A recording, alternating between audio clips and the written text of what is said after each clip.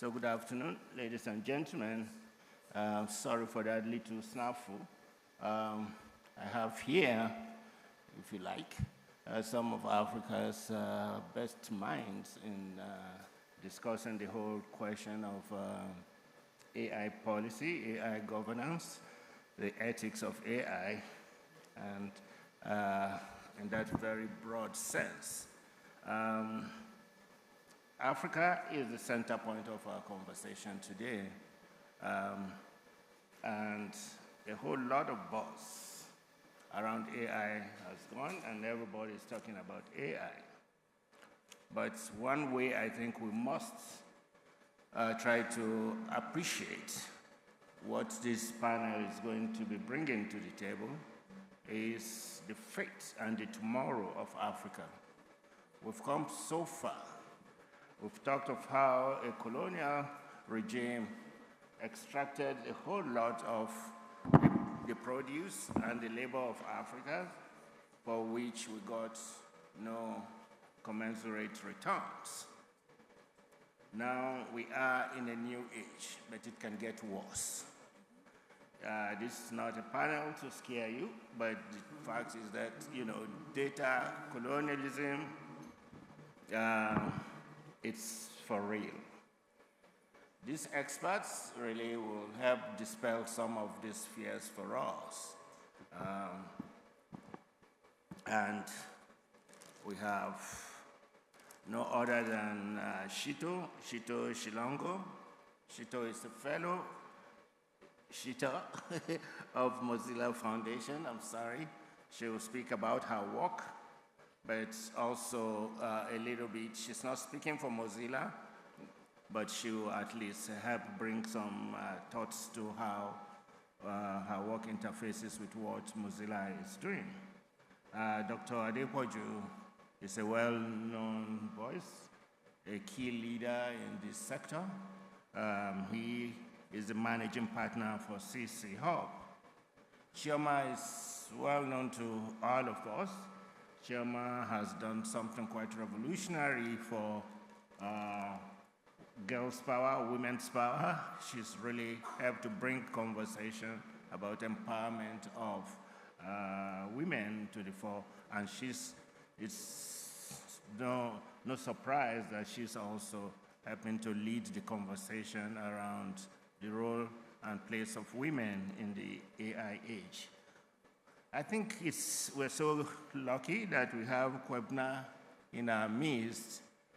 He brings a very distinct voice. We're doing a whole lot in the AI terrain here in Nigeria, but frankly speaking, Ghana is really an outlier in this regard. So we're going to be hearing a whole lot about, the kind of values that appearing as country to country, civil society to civil society, industry to industry, developers to developers, what this can mean for us. Sheyi, of course, is the leader, the country director for one of the leading AI initiatives in the civil sector in the country today, Nubia AI, which is part of that very big outfit related to data fights. So I welcome you all here. I have a few notes. I've just summarized that. We want our audience to appreciate that as generative AI systems have become more advanced, they depend on enormous amounts of data that is pulled from newsrooms, they are pulled from creators, online communities, and the everyday digital footprints of citizens. But, and that's the very big question, this is often done without transparency, without consent, and any form of compensation. We spoke a little bit about this yesterday. Today's most powerful AI systems are trained on massive data sets gathered from sources and people who often have little understanding of how their information is being used, and almost no meaningful opportunity to consent, to contest, or to benefit. Everything, including news articles, creative works, social media posts, search behavior, and everyday digital interactions become training materials for AI, or AI models that are reshaping economies and institutions at extraordinary speed. Now, my panelists, and I will throw perhaps the first question should go to you, Kito. What you would like to know, the work that you do as a fellow at Mozilla, what does that tell us? What does that teach us? What can we gain in understanding when we say that Africa is at the end of the whole data language, data conversation, data opportunities? Can you just walk us very briefly through what this means for you? Sorry. Yeah, thank you very much for that important question. And I like that you framed it to contextualize for the African context. I think when we speak about data and when we speak about compensation, we always think about the end product, which is the data that companies use, the data that researchers, newsrooms use. But I think, or forget that the value of data is created across a supply chain. That supply chain starts from the training of data models, so labeling data to understand this is a person, this is a text, this is the text that often comes next to how the language models work. And that the majority of that training is done by Africans. Data labelers in Nigeria, in Kenya, and they are compensated very little. But they create so much value for companies like OpenAI, companies like Google, and Microsoft. So I think the kind of value that we add as a continent, and I'm often privy to conversations with policymakers, is that we present the value that we add to the data conversation as we have a young working force, but that young working force is subjected to very bad working conditions, and it's labor extraction. When you're speaking about the the previous colonial system, where it was extraction of resources, and now it's extraction of our labor. Data is the end product of that, but really it is the labor of data labelers, but also the labor of journalists and content creators. The end result is, these ones and zeros on a system. But really, before that, before they become ones and zeros, there are people who put work into it, journalists who verify facts, researchers who write, and that information is used to create value for tech companies. So for me, I think I'm very concerned, and my work really wants to always highlight the ways in which we participate in data value systems and how we are compensated for that. Currently, we're not really compensated as Africans. But also, another question, we often talk about compensation from an economic point of view. But there's the social, and there's the political, and the cultural. Culturally, the internet is what it is because of black people, but also black people in Africa. We created that culture. We created that culture where now Google saw that, actually, advertising creates revenue for companies. So now our culture and how we are contributing to the internet through our data is being used for profit by tech companies, and we are not benefiting in any way, whether it's economically, culturally, politically. Another thing that I want to mention is that I think when we speak about how can we be compensated, it's not always economic, but I think when we are able to, as citizens, people of the public, are able to contribute to the discourse of how we can use data, we are able to shape the kind of products that are created by tech companies. And if we are aware that we contribute to tech products, data products, we can shape how what kind of products are produced or developed by either by ourselves, but also in collaboration with big tech companies like Mozilla. For instance, there's this product that colleagues are working on called the Mozilla Data Collective, which recognizes that not everyone wants to not exist on the internet. There are people. The internet is built on this value of openness, of freedom, that we can all participate, but that we can all also gain value from it. And so this data collective is really collaborating between providing a platform with a tech company, because Mozilla is a tech company, but with collaborators, so people who have data sets. I'll come back. Okay. To elaborate more. Thank you. Because Mozilla prides itself as a user-first platform. But let me run very quickly to Dr. Adepoju. And the divide has always been whether Africa data is something that we should treat either as public good or as a commodity, or should it be a human rights affair?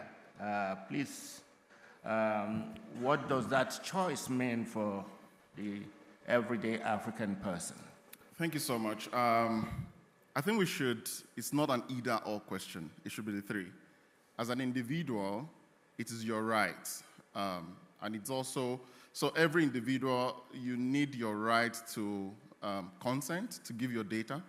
You also need your right to deletion of your data.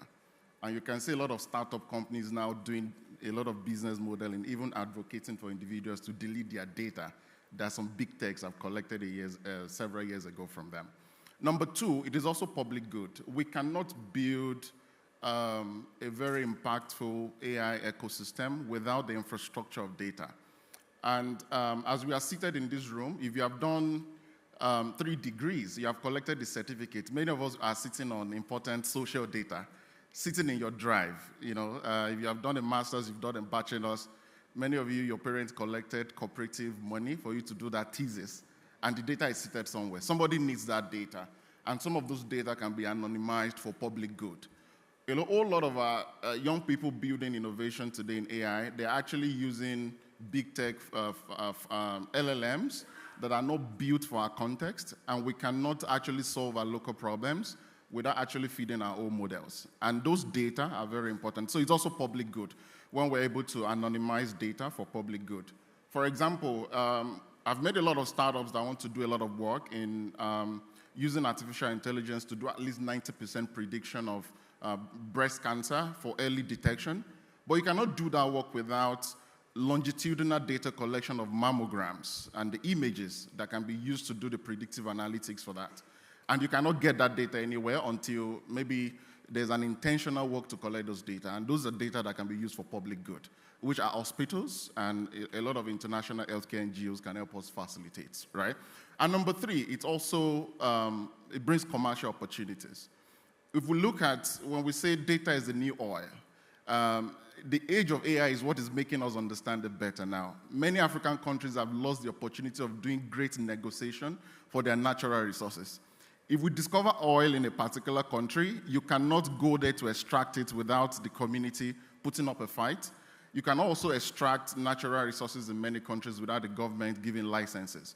But what AI has done is that it has created an open day robbery where 1 a.m. Eastern time, a big tech in the US point their satellite to Africa and scrape all our web data. It's like taking cocoa from Ghana, unrefined, take it to Belgium, make chocolate, and sell it back to us. And many of you in this room, you are paying $20 a month for ChatGPT. I pay $83 for Claude AI because it does a lot of other big data work. And the truth is that some of the data used in refining that model is scraped from open web.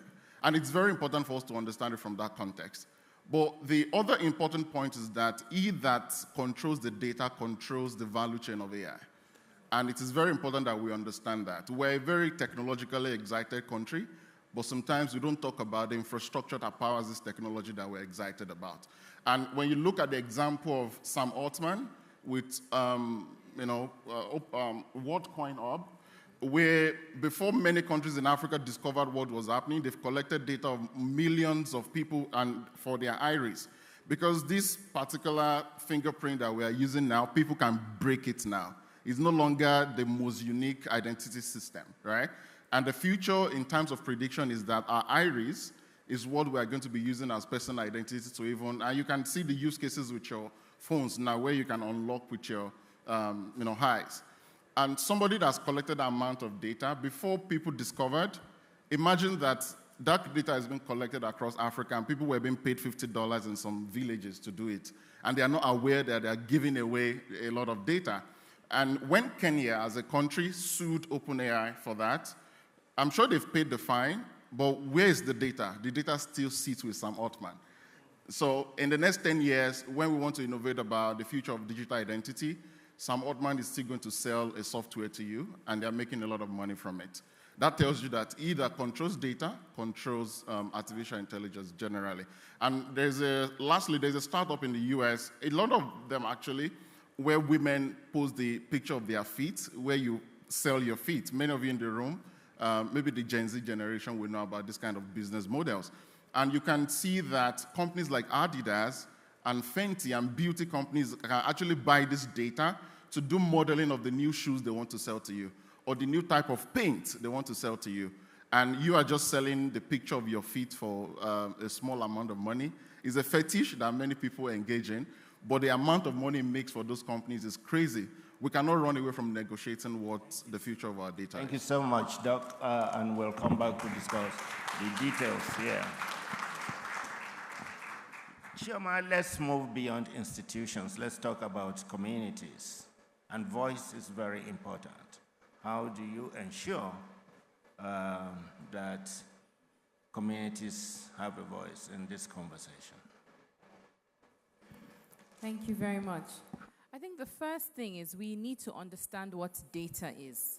Sometimes we talk about AI, learning models, we talk about generative AI, but without breaking it down for people to really understand.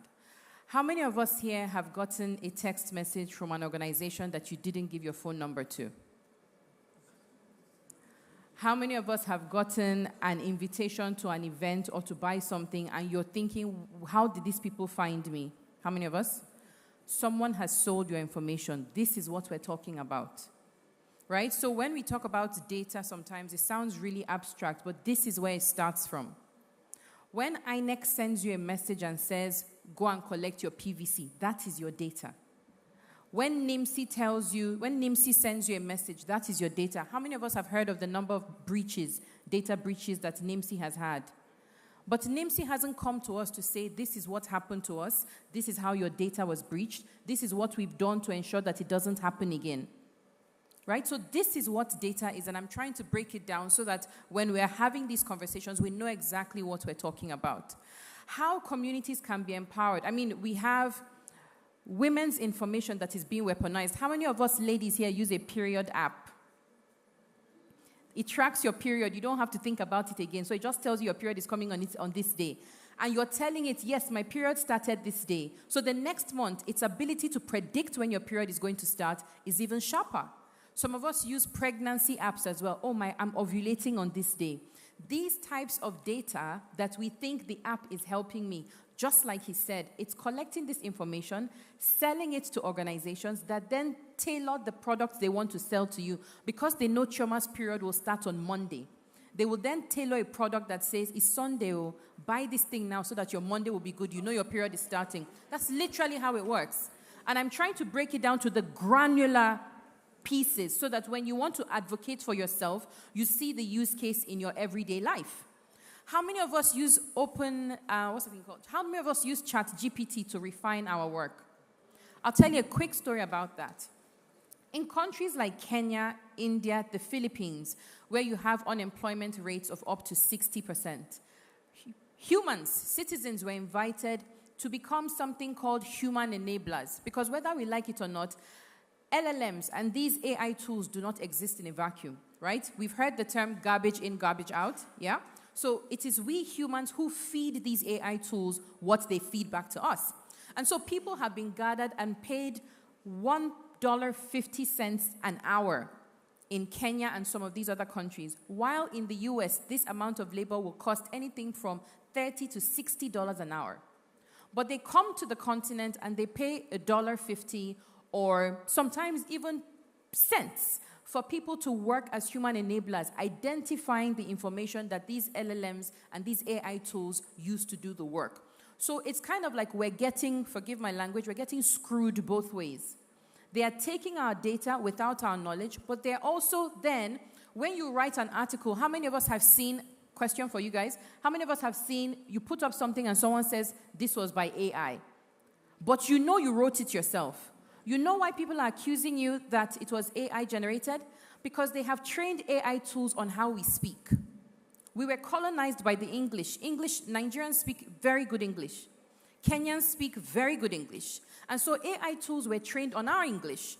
But when you speak, you then have people writing whole LinkedIn posts saying Africans are using only AI and we're not using our brains anymore. So you have taken our data, you haven't paid us, and now the same AI tools that have been trained on our knowledge are used to discriminate against us. Those are the voices we need in the room. I know.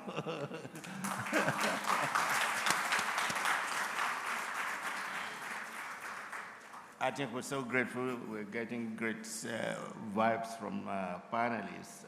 Kwebna, I have to come to you. Consent is what everybody thinks is the guarantee. So when we give our consent, you know, at the end of the day, who can effectively claim ownership? It's very interesting because I really love what she did right now because she's given a lot of context to how our data is collected. Unfortunately, some people think that it's the exact content we put online that's taken, but it's not the exact data. So take, for instance, everyone here posts on social media. Just yesterday, we were asked to take selfies and post on social media. Everybody did it. And I'm sure everyone here has iCloud, Google Photos backing up our photos, right? And have you ever used the feature where you're able to look for someone's face within your photo gallery? How do you think that data was trained to recognize the person? If you take that same picture, you can even find the person's childhood photo if you have it in your gallery. It didn't take the actual photo. It made inferences. And so at that point, the data is no longer yours. It belongs to the company that made that inference. So even though they did take your data, they run it through a mill. Let's just take, okay, we're arguing about jollof in Africa, Senegal, Nigeria, Ghana. Peace out.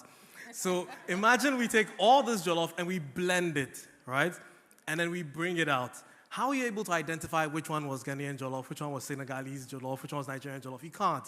But you sort of know that the ingredients went in there. And that's where the problem is. We can't tell who owns the data, which data was used, but we can tell that it was inferred from our data. So the platforms will then say, it's ours, it's not yours anymore. Hence, you've seen cases like New York Times suing OpenAI, BBC suing Perplexity for using their data. There's some sort of evidence, but Perplexity even made a very bold claim that BBC doesn't even have the fundamental knowledge of how the technology works. Do you know how insulting that is? Like, they're telling you, you don't know how the system works. That's why you're saying that we store your data. So if we understand how the system works, then we can create systems that can prevent the theft of the data, in quotes, or we can then identify whose data is taken, right? And they can also once again say that, hey, we didn't take the data. There are scrapers. There are people whose job is to scrape the internet, scour the whole internet, collect all this data, and then in turn sell to these AI companies. When that happens and you come for the AI company says, it wasn't me, it was her.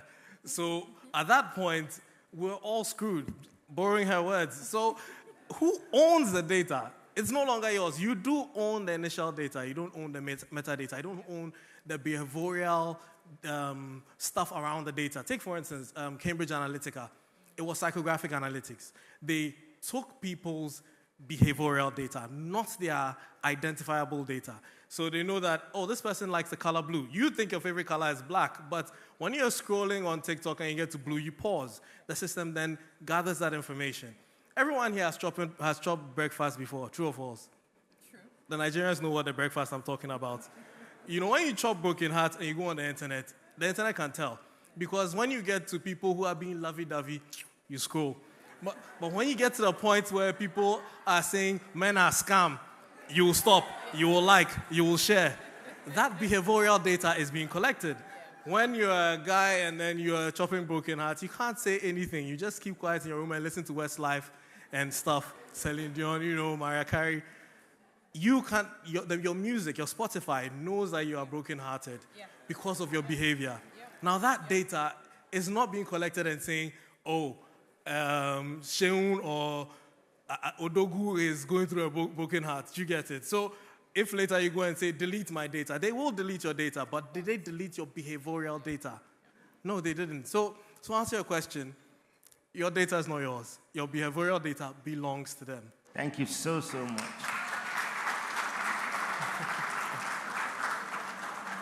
So now that we have a very landscape of what the dangers look like, I'm going to bring Shay in.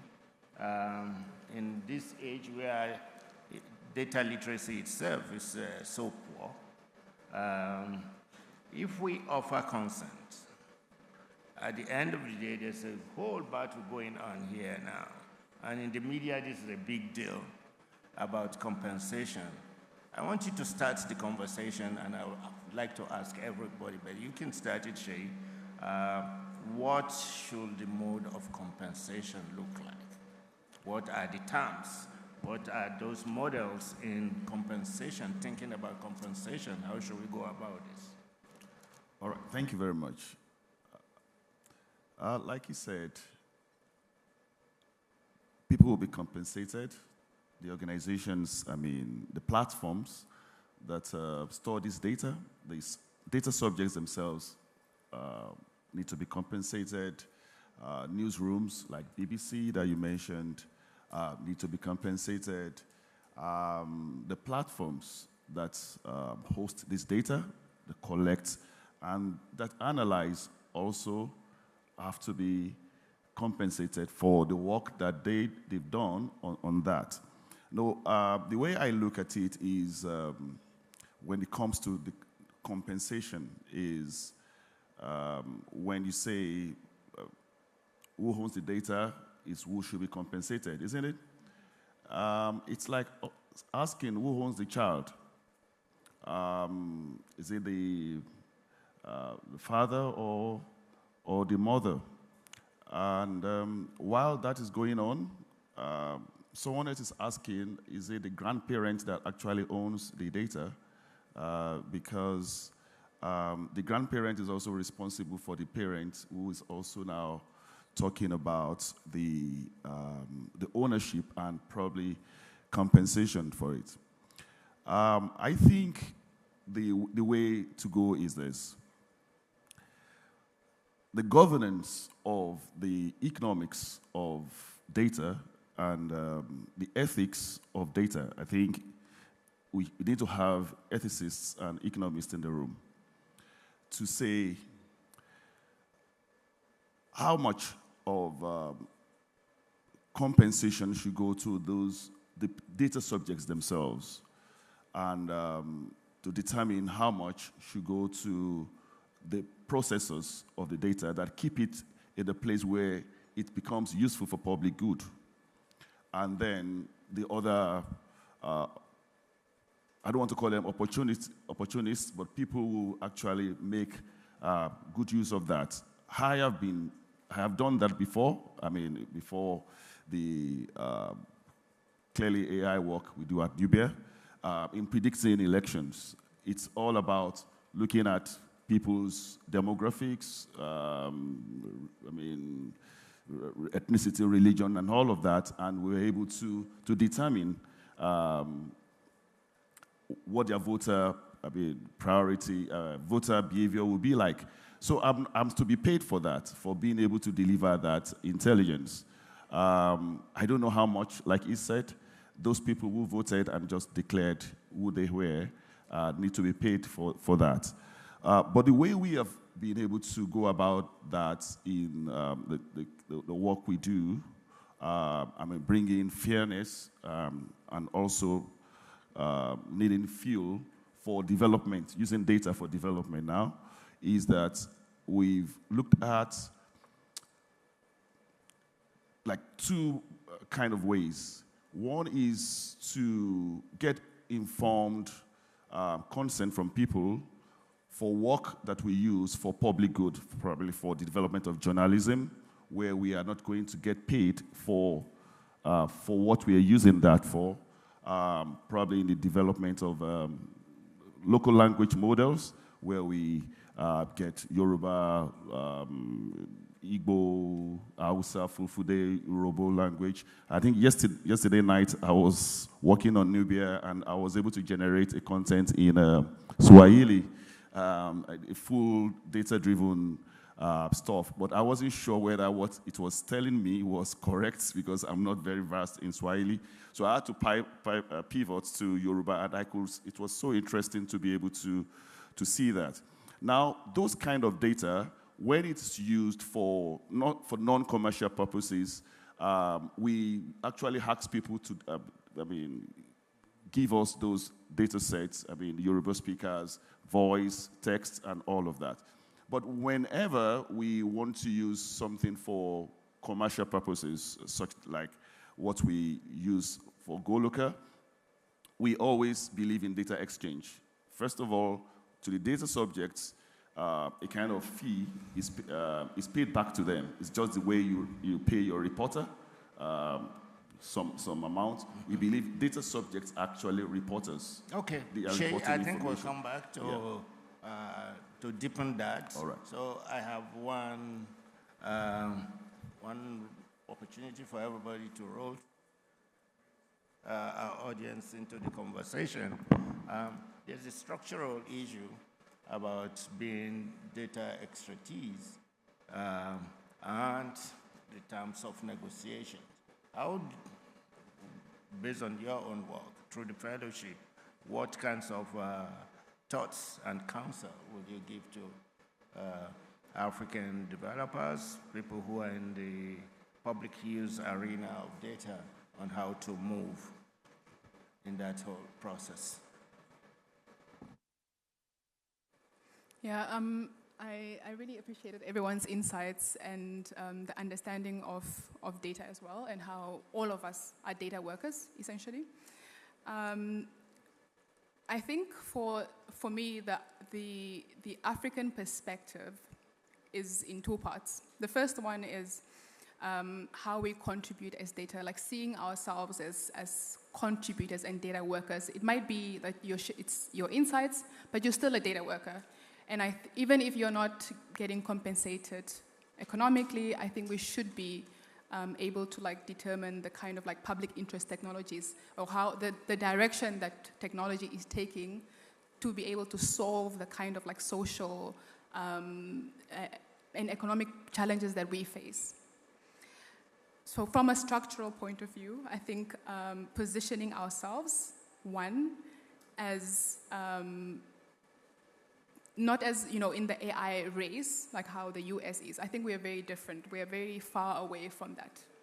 We should look at the power structural imbalances between ourselves as an African continent, and our strengths and our distribution, or our position or contribution in the value chain.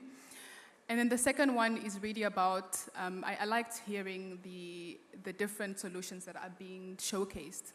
But what I did not hear from all those is how they use data and the models that we ourselves are using to think about how we're compensating either the communities where we're getting that data, so whether it's journalists in rural areas, or different kinds of investigators. Like what models are you using to create value or compensation? That value or compensation it doesn't have to be money. It can be that product that you are creating or developing evolves into something that also benefits the people and the communities that you're using. So from a perspective of Africans ourselves, we should also be thinking about when we create local, because sometimes our local solutions are so rid from accountability for transparency, and the value that we think that we bring is just that the product was created by us, but we don't think about the models that we ourselves are adapting to make sure that it's transparent, it reflects our values of egalitarian or equity, that we are co-creating with communities, that and also like, that the benefits are equally distributed. So those models that we think about when we only think about big tech, what about little tech or like local tech or however we want to think about that? So I really like to employ it. I think when we think about from a like structurally or big, we think about policymakers, but what are we doing from a grassroots level to uplift those models that we are adapting? Thank you so much. Dr. Adequaji, you have worked in the interface of supporting policy creators, and I want you to, in fact, take a crystal long view of history. Think of what is happening in other parts of the world. People who have at least attempted to do something which is right. And I have trained my idea to places like India, for instance, South Korea, Singapore, probably Brazil. When you look back, and you know what we are doing here in Nigeria, I want you to give a sense of measurement in the sense in how we can start laying pipelines of progress to our work. Thank you so much.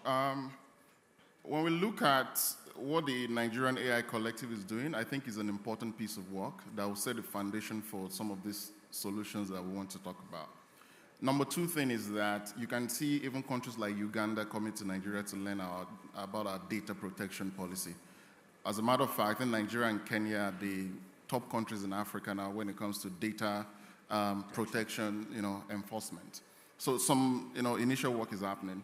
But in the daily work that I do, we're experimenting with so many things. But I've also been privileged to live in South Korea as a country for 5 years.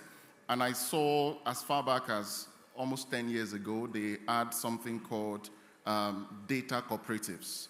Data sovereignty? Yes. And, think about it like your regular cooperatives that you do, where you contribute money. And the cooperatives actually also do negotiation on your behalf when it comes to, think about farmers' cooperative. Your cooperative actually negotiates on your behalf when there's an opportunity from the government for seed, for fertilizers, or even funding from the government. And they started experimenting something called data cooperatives, where and it's local government based, where for every 50 people, there's a data commissioner that is in charge of your data safety, right?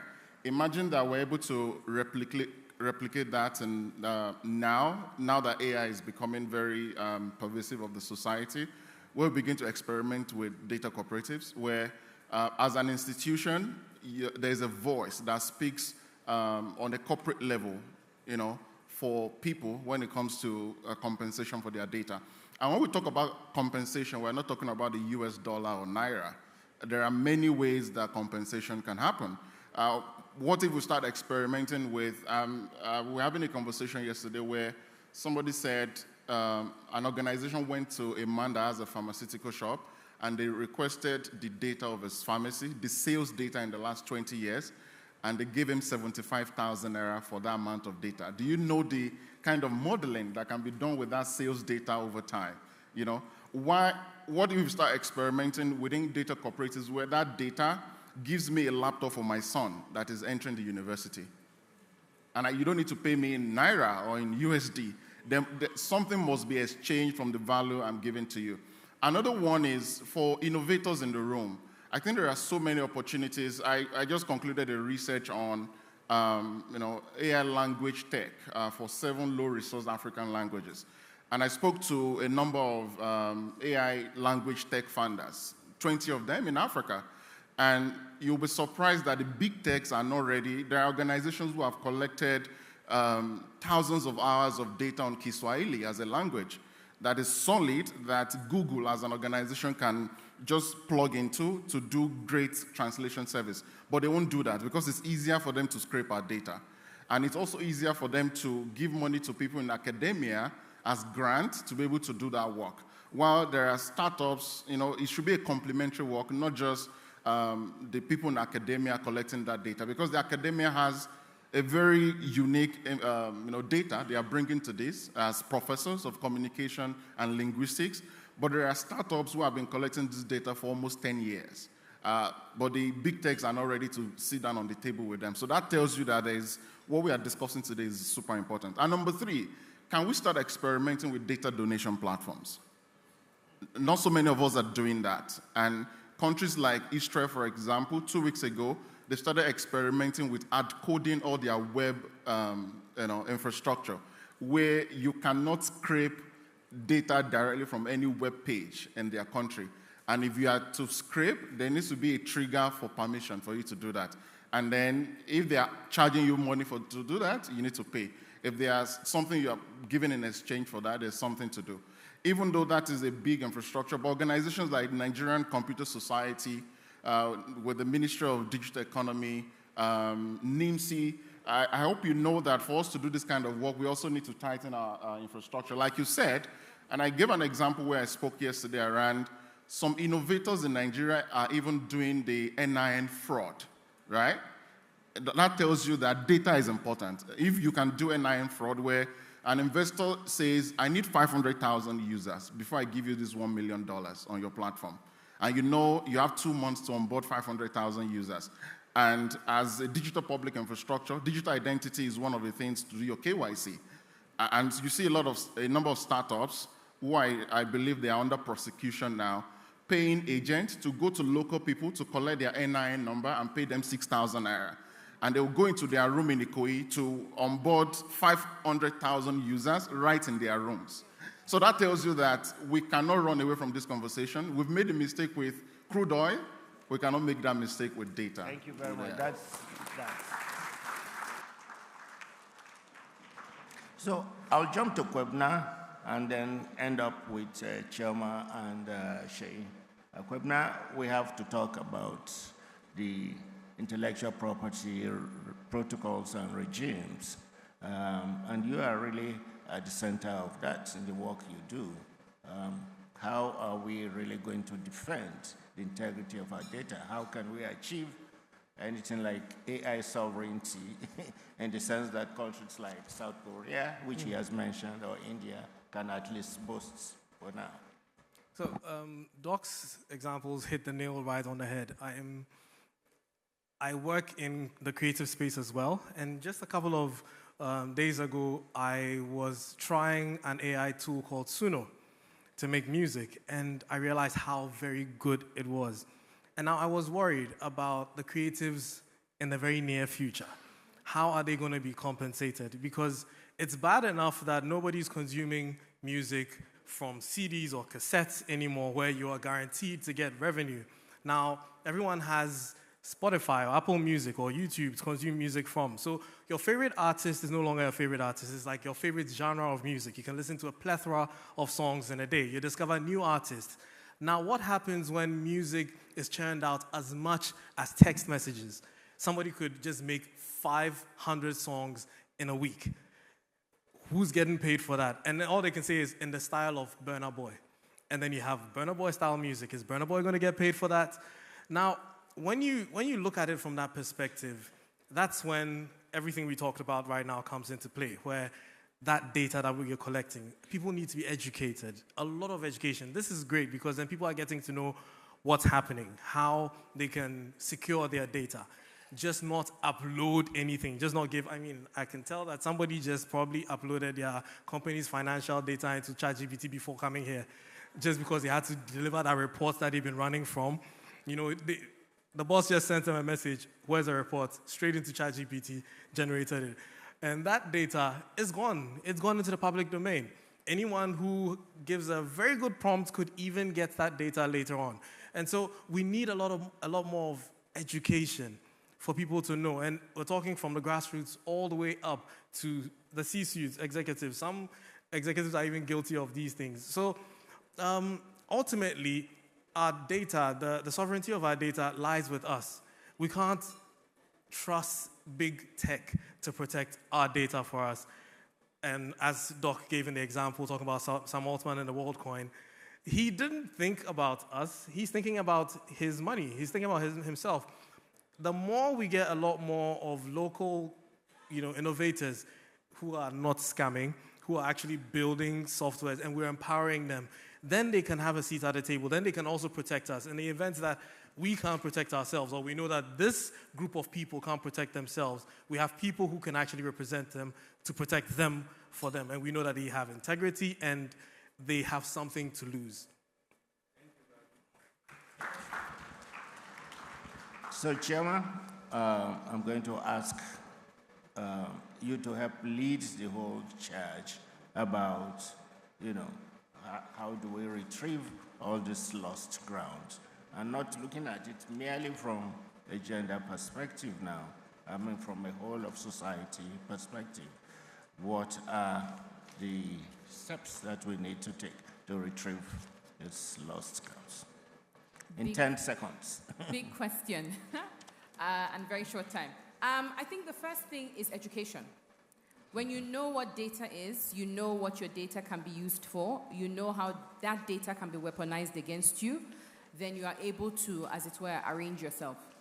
If you know that there's someone on your street, again, a very everyday example, if you know that someone on your street, a man, this is to my ladies, if you know that a man watches you at night when you run, that information tells you not to run at night anymore, right? It tells you to run in the morning, or it tells you to run with your brother at night so that that man sees you with someone. So one of the things we do at TECA is this education. It is breaking it down to granular points that people know what exactly they need to do. People know what risks, what vulnerabilities exist, etc. But they also know how to hold their governments to account. Because whether we like it or not, the government of Kenya invited Microsoft, Meta, Google, etc. into the country, gave them tax breaks in the presence of already existing tax breaks, and told them, give our people employment. Unfortunately, what was given wasn't employment, it was exploitation.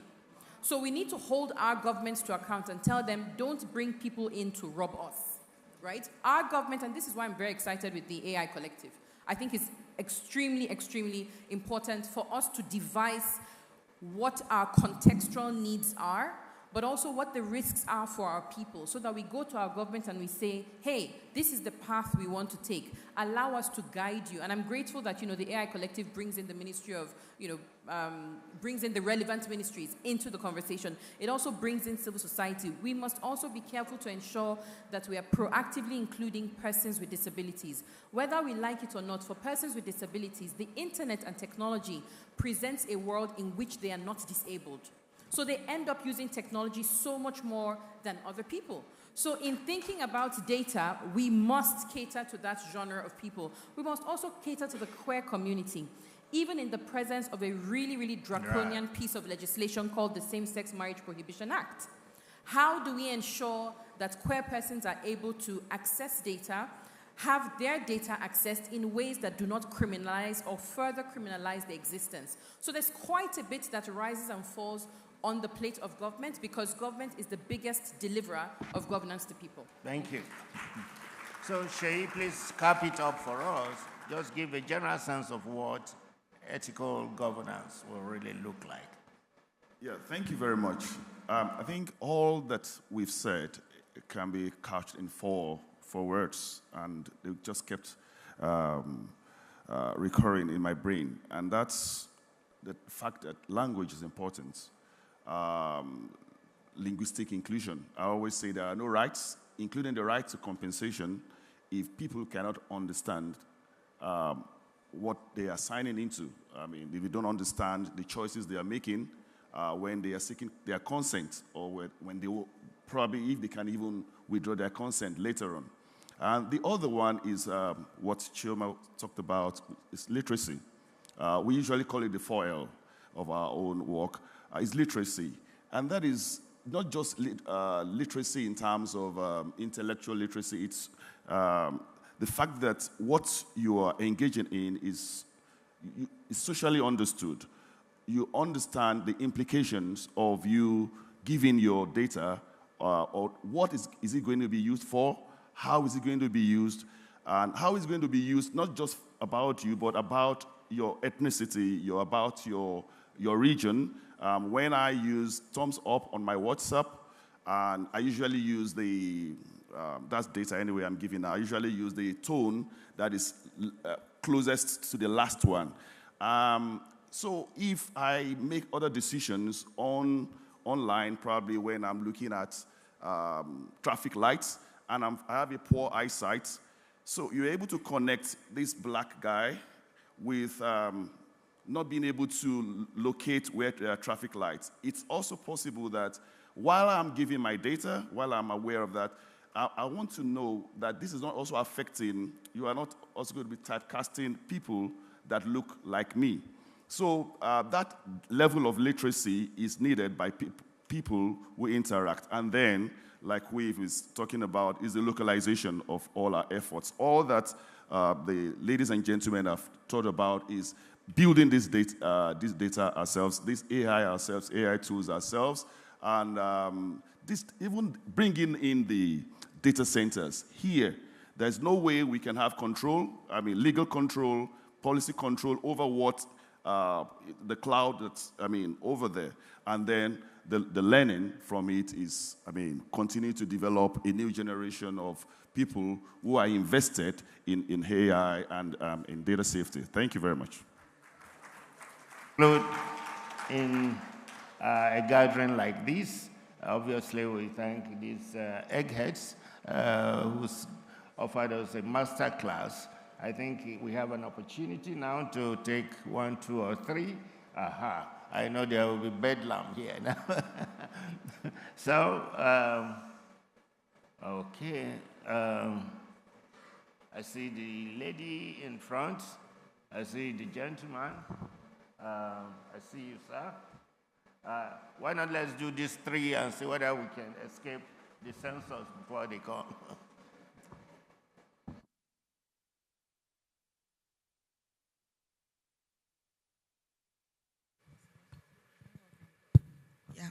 Hello, everyone. My name is Mojura Yogulan. I'm a legal practitioner, the executive director of DG Civic Initiative. We promote digital rights and the civic space. Mine is more of a comment because he sort of made me to think about the issue of sovereignty, data sovereignty. And you say, data sovereignty is ours. So I want this room to actually reflect. I'm speaking from the legal perspective and human rights, that have we ever had data sovereignty outside the internet, outside AI? Have we ever had that? If you start thinking about your NIN, think about your bank information, think about your, everywhere. You go to EFCC, even as a lawyer, you're told to write your name, give your phone number. Now they are even capturing faces. And in fact, I'm going to be challenging that in courts because I feel that is wrong. I'm not the criminal anyways, or the suspect. So I'm just thinking, data sovereignty, does it really belong to us? Like, let us go home and then have that kind of conversation or reflection. Thank you. The next session is really on data sovereignty, but I don't mind if somebody just take a little brush on that. Yes, sir.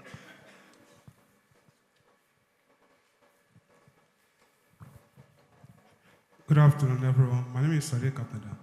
I'm a journalist with FIG, Foundation for Investigative Journalism. So I would like to direct my question to Dr. Oluwasande Poju.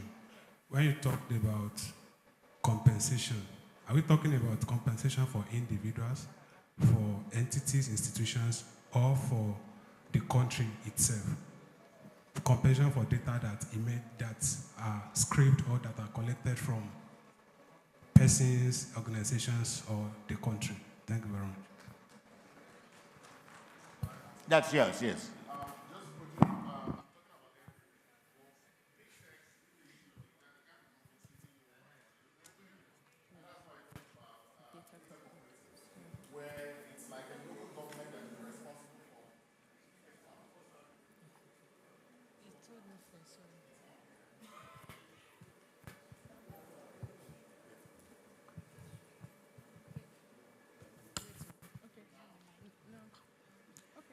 It's working out? Yes. Thank you. So I was talking about everything, every layer that you've talked about.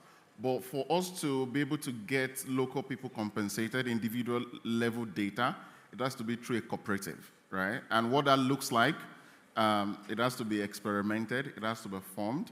But like I said, the Nigerian AI Collective is a good way to test how some of these groups work for data accountability. Yeah. Can Can I also just add that, as you were saying before, compensation is not, it can also come in the form of benefits. So if we are collectively benefiting from how data is governed, that is compensation as well.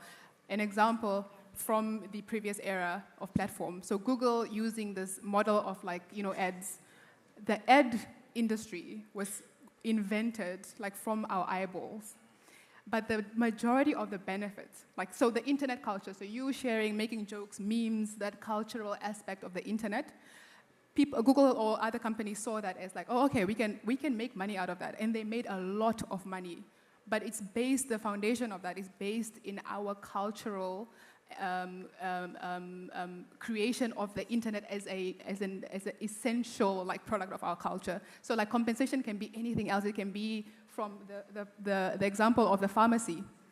If the pharmacy has so much data, why don't they train people or students? Compensation can be in any other form. And I really want us to, that's such a good question, to think beyond compensation as money or economic, but us benefiting from data systems. Yes, sir. Okay. Where's it? Right. I have a question. Okay. Well, my hands were up for a while. Okay. Okay, sure. My name is Caleb Ahinakwa. I'm with Joy News, My Joy Online in Ghana. And I'd want to play briefly the devil's advocate here. We seem to be... we have just a few seconds. Sure. We seem to be villainizing the collection of data. And now I'm worried, really, because the argument for a lot of these companies here now is if we are demanding fair compensation from them, and already they are burdened with taxes, and most of them also may want to send the operations elsewhere if you want to demand some more compensation from them. In addition to that, if you end up demanding some compensation, they might want to offset it by additional charges to individuals who might want to use it. I mean, the case of Spotify, like my Ghanaian brother mentioned, where do we go from here? I mean, long-term plan, most of these local companies will grow eventually, but that's in 10 years, 5 years' time. I'm not looking down on them, but it's a barter trade. Are we not looking at that side? I mean, if you ask me, the only bad side of it is privacy. But what more, is there more to it we are overlooking? Thank you. Thank you. I'll just let you, since I asked you to go earlier. And I'm sorry, would you really have to close shop at this point? Yeah. Thank you very much. My name is Dr. Tosin Adeshile. You make your point. Yeah. I'm a journalism lecturer. So I'm directing this question to Dr. Adepoju. We have intellectual property, which is, we can say, the original creator of a message. Then we have AI, which is a support tool. And during your response, you said that either controls data, controls artificial intelligence. Now, where is the place of fair compensation in the digital age? When I am the original creator, I own it, and I decide to refine my work, which still belongs to me. But there are some tools that even if you refine your work through those platforms, automatically they have the intellectual property. So when we are talking about the place of fair compensation in the AI age, and you said the person that owns the data controls that, so where's the place of fair compensation? Thank you. Okay. Doc, you take Chairman Cloud. So I wanted to answer the first question, the question that my brother from Ghana asked. I don't know how to answer the question. I'm so excited about the question because it's such a bad thing. The problem is not just privacy. We're not just losing privacy. How many of us have seen... Wait, let me gather my thoughts. How many of us have seen the stereotype of terrorists being Muslims? Right? Somebody has a long beard, is wearing a trouser that's not just before their ankle, and then all of a sudden they try to pass through an airport, you're pulled aside. They want to search you specially. Why? Because we have typified that stereotype, right? And so we're training LLMs that if you see this type of person, they could be a terrorist. I could decide to dress like that. It means I will be pulled to the side. We have trained LLMs to see that black women are aggressive. So sometimes when you search conversations around, aggressiveness, around fury, it shows you black women. I'm joyful. I'm not furious, but we have trained LLMs to stereotype black women like that. In the same way, We have trained, like I mentioned earlier, we have trained LLMs to now discriminate against our own speech. I think I speak English properly. I think I speak English well. But if I wrote something, someone could say, I used ChatGPT to write it, but I didn't, because we have trained LLMs on the way we speak and then use that to discriminate against us. So we're not just losing privacy. We're not just losing money. We are losing our standing. And that is so dangerous. We have LLMs that have been trained not to recognize black faces. Yeah. So sometimes you try to go through an airport, everyone else passes, but when the machine tries to read you, it doesn't find you. We are almost, as it were, there's an erasure of blackness that is so dangerous. And so it's not just privacy, there's so much harm that we are exposed to because our data is collected without our knowledge. We don't know what it's being collected for. It is therefore manipulated and used by the people who are collecting it. I'll give a quick example. If I do this, if you're Nigerian in this room, you know I've just insulted you, right? But if I do this on social media and you report it to Meta and say, Chioma insulted me, someone sitting in San Francisco will tell you this hasn't violated our community standards. This is the problem we face at Techer, because it is tough to get justice for women who have been abused, because the LLMs have been trained by people who don't understand our context and nuance. No. So my brother, it is not just privacy. There's so much more. There's so much more. I would encourage you and everybody in the room, the next time you want to sign up for a software, you know, the privacy policy and consent is like a PhD thesis. It's so long that you just scroll through and click accept. Take time next time to read it, then you understand, that will be the response to your... When you take some of these cases to court, the tech company will read what you agree to you, and you're wondering, I agree to this? You know, so anything you put, and you mentioned, don't put contracts, don't put your intellectual property work on LLMs, right? And you can see what is happening with music industry now. The music industry is better now because we now have organizations doing music licensing. So that when I put your music as a reel on Instagram, I get compensated for that. Because somebody has done the work of licensing, and you cannot flag my music anywhere without me knowing, right? And those are the kind of work that needs to happen with artificial intelligence as well. So that when your document is flagged somewhere, like it's a Google alert that you get that somebody has used your document for something. Thank you. Kwabena, were you going to say one last thing? But it has to be 1 second. Yeah, I was going to say that, responding to Chioma, that it's said that technology reflects the kind of person who built it. And the issue you're having with blackness and all of that being not probably about sampling. It may not even be intentional. It may just be about the sample that they used to build it. It may be intentional, it may not be intentional. So the answer to this for us in Africa and in the global south is localization. We must do our things ourselves. The answer to governance for us to be able, before we can even speak about compensation and all of that, is that we must start building this stuff ourselves and then have sufficient data about ourselves, about our languages, about our looks, about this, what this means, and all of that. Then when we use those tools created by a Nigerian who understands this, when we report that to the court, they say, yes, this is actually, this means an abuse. Okay, Thank you. Now just do the 1 second. Sorry. Well, essentially to buttress his points, I wasn't going to demonize AI completely because I'm a strong AI evangelist. And I think that we just really need to, as he said, build our own data sets and train these LLMs and these AI models on our culture. Where I'm from in Ghana, we have so many tribes, yet if I ask ChatGPT, Gemini, or any other LLM model to create something Ghanaian, it's going straight for Kente, because that's a stereotype. That Ghana is all about Kente, but we have so many tribes. And that's because we do not, contribute enough data. In as much as the data is a bad thing to give freely and to give, just carelessly, we need to control that, the narrative. Otherwise, in the very near future, we're going to get erased, right? Our cultures, our languages. Right now, even our languages cost more to generate, right? It costs 1 token per English language. But take Yoruba, for instance, it might cost you 4 or 7 tokens. It's more expensive. And that's because we are not building these systems. We need to really invest in the businesses and the young people, the innovators that are building. I was really proud with what I saw here today, and I think that if there's anybody here who has deep pockets, these are the people that you really should support so we can tell our own stories and not leave them for anyone else. Okay, thank you so very much.